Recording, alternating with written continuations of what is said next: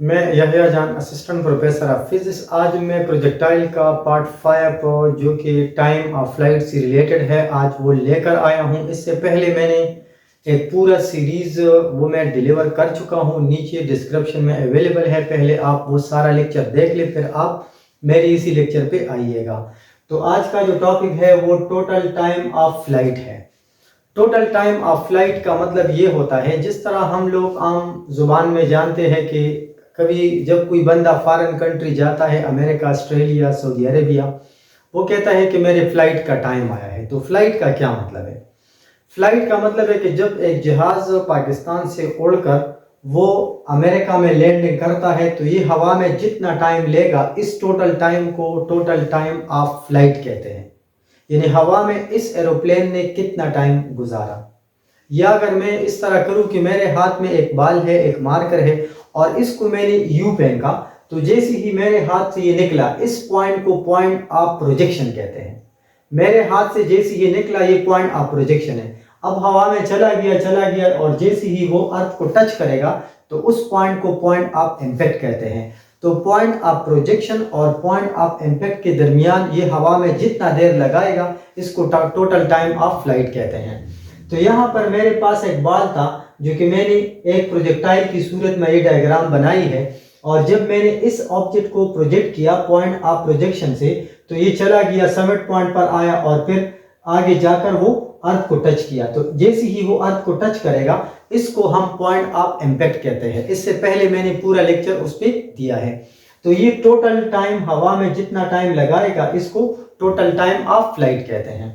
तो यहां पर लिखता है the time taken by a projectile from the point of projection to point of impact known as time of flight और total time of flight. उसके बाद ये कहता है कि जब मैं उसको यहां से प्रोजेक्ट करूंगा, तो पॉइंट ऑफ इम्पैक्ट से लेकर समिट पॉइंट तक, इसको हम कहते हैं कि time to reach maximum height. ये आधा प्रोजेक्टाइल है। इसको हम क्या कहते हैं? Time of accent.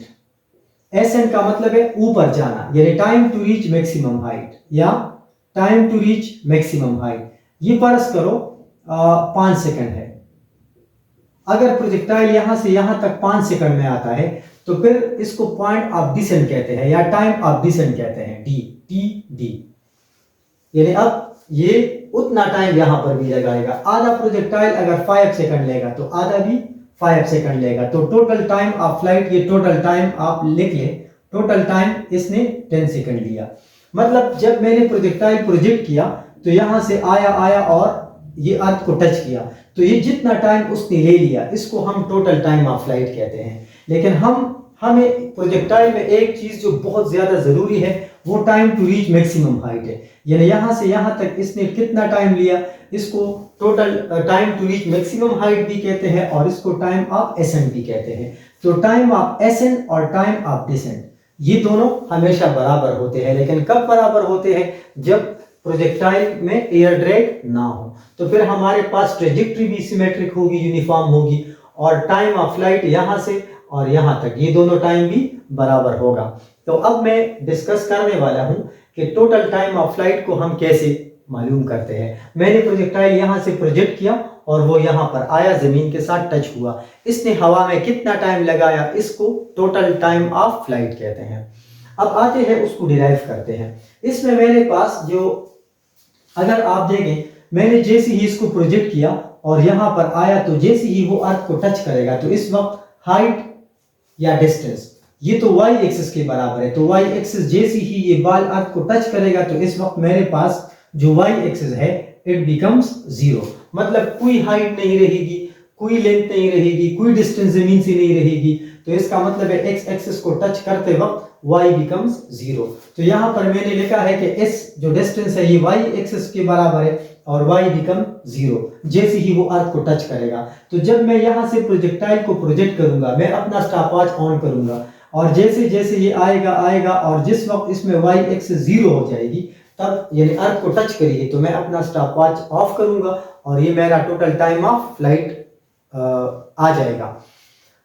अब इस वक्त हमारे पास जो मैंने लेक्चर नंबर 2 में कुछ इंपॉर्टेंट पैरामीटर्स बताए हैं, 6 इंपॉर्टेंट पैरामीटर्स, उनमें से 3 ये हो गई वी आई वाई, यानी इनिशियल वेलोसिटी यहाँ जरूरी है प्रोजेक्टाइल के लिए। इनिशियल वेलोसिटी ये कंपलसरी है, ये जरूरी है। तो इनिशियल वेलोसिटी का वाई कंपोनेंट क्या है, V I Y, V I sine theta. जब आप मेरा ये लेक्चर सुनोगे तो पहले आप लेक्चर नंबर 1 से शुरू करोगे, तब आप एक पूरा सीरीज मेरे साथ अपने लिए नोट्स बना ले, नोट कर ले, तो आपका एक पूरा लॉन्ग क्वेश्चन बन जाएगा।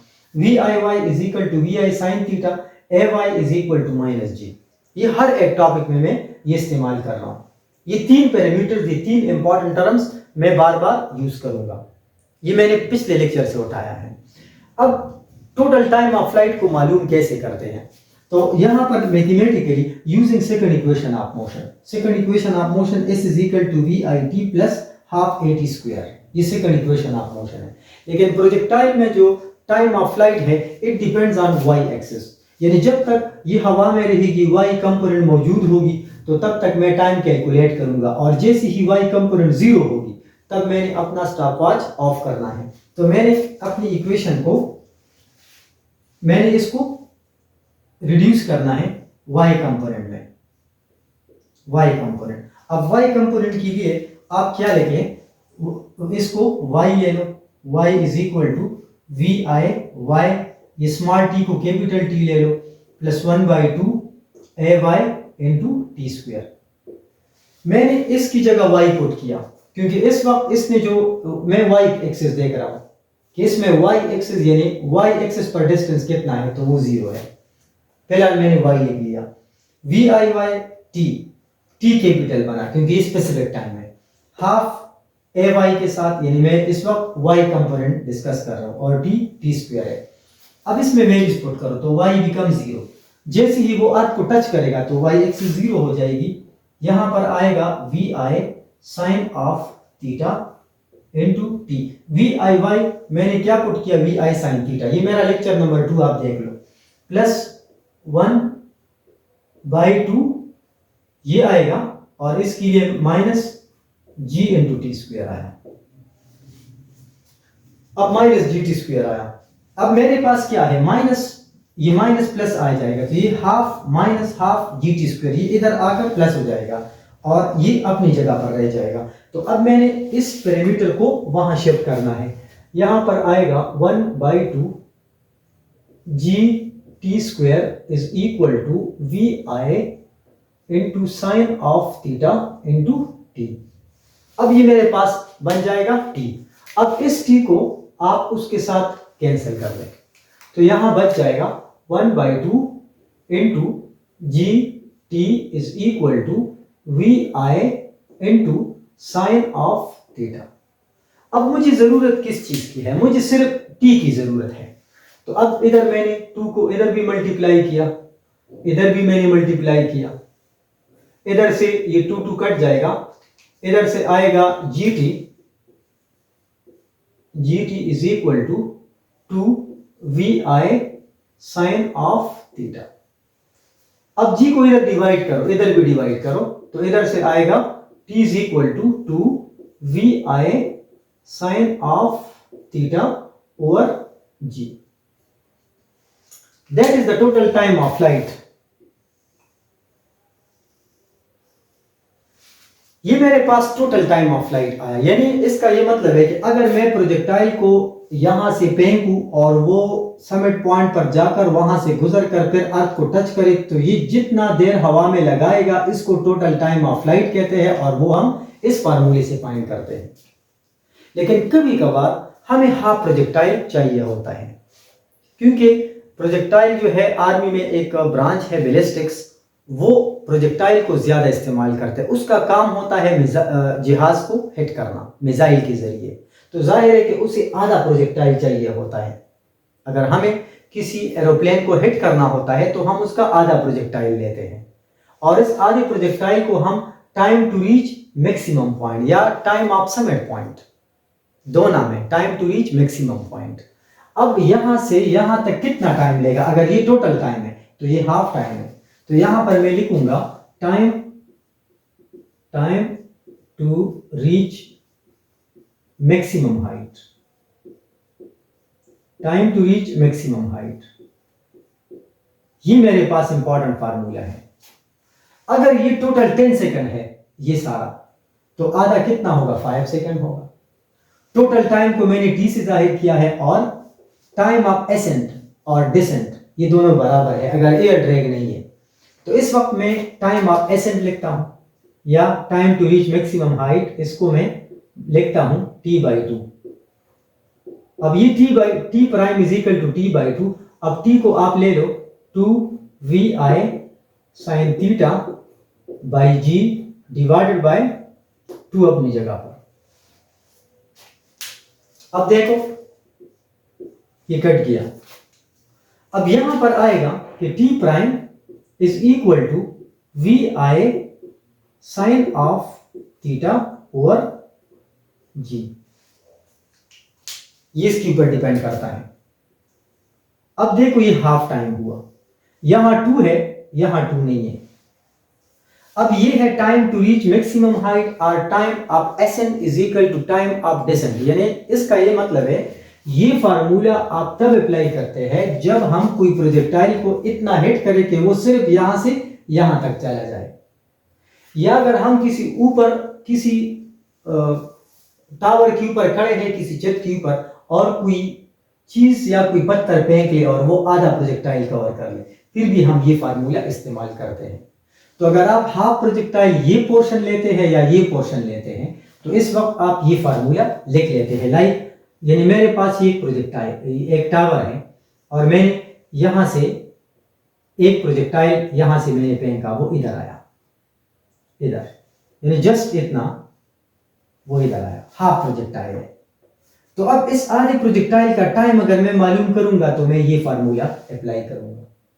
या अगर मैं यहां से यहां पे खड़ा हूं, मैंने एक स्टोन जस्ट ऐसे गिराया, ये भी आधा प्रोजेक्टाइल है, तो मैंने ये वाला फार्मूला यूज करना। इसको टाइम ऑफ एसेंट कहते हैं, यानी आपने ऊपर फेंका आधा प्रोजेक्टाइल, ये फार्मूला, या ऊपर से आपने इधर फेंका, तो फिर मैंने ये फार्मूला अप्लाई करना है। और अगर मैं इस तरह करूं कि मैं एक प्रोजेक्टाइल को ऐसे फेंकूं कि वो यहां से आए कंप्लीटली यहां से यहां तक, ये एक कंप्लीट पाथ कवर कर ले, तो फिर मैं ये फार्मूला उसके लिए अप्लाई करूंगा। ये था टाइम ऑफ फ्लाइट। अब टाइम ऑफ फ्लाइट डिपेंड किस चीज के ऊपर कर रहा है, तो इनिशियल वेलोसिटी। यानी अगर मैंने प्रोजेक्टाइल को एक खास स्पीड से फेंका इनिशियल वेलोसिटी के साथ और ज्यादा जोर से फेंका, एंगल को मैंने ये जी और थीटा मैंने सेम रखा है, तो फिर ये हवा में ज्यादा देर लगाएगा। अगर मैंने आहिस्ता इस तरह फेंका तो फिर ये कम टाइम लेगा। तो इनिशियल वेलोसिटी का टाइम के साथ डायरेक्ट रिलेशन है, जितना आप तेज फेंकोगे उतना ये हवा में ज्यादा देर लगाएगा प्रोजेक्टाइल, और अगर हम आहिस्ता फेंकेंगे तो कम टाइम लेगा। फिर उसके बाद साइन थीटा के साथ डायरेक्टली है, यानी साइन थीटा की मैक्सिमम वैल्यू है 1, यानी मैक्सिमम टाइम के लिए। तो अगर हम साइन थीटा की वैल्यू बढ़ाते हैं, थीटा की नहीं साइन थीटा की वैल्यू, यानी आप साइन थीटा बढ़ाते जाओ 90 तक, तो फिर टाइम ऑफ फ्लाइट ये हवा में ज्यादा देर लगाएगा। तो साइन थीटा के साथ भी डायरेक्टली प्रोपोर्शनल है। और उसके साथ अब देखो साइन 30, अगर आप देख ले साइन 30 ये 1/2 है, ये कम टाइम लेगा, हाफ टाइम लेगा। साइन 91 के बराबर है, वो ज्यादा टाइम लेगा। तो इस तरह अगर मैं जी पर बात कर लूं तो फिर ये डिफरेंट प्लैनेट्स पे बात आएगी, यानी जमीन से एक प्रोजेक्टाइल मैंने सेम वेलोसिटी और एंगल के साथ फेंका, और मून पर एक फेंका, तो मून वाला प्रोजेक्टाइल जो है वो ज्यादा टाइम लेगा, क्योंकि मून की ग्रेविटी कम है। तो जब कम है तो ये बहुत दूर तक जाएगा, it will take more time in air. तो इस तरह जी का टाइम के साथ इनवर्स रिलेशन है, और साइन थीटा का और इनिशियल वेलोसिटी का डायरेक्ट रिलेशन है।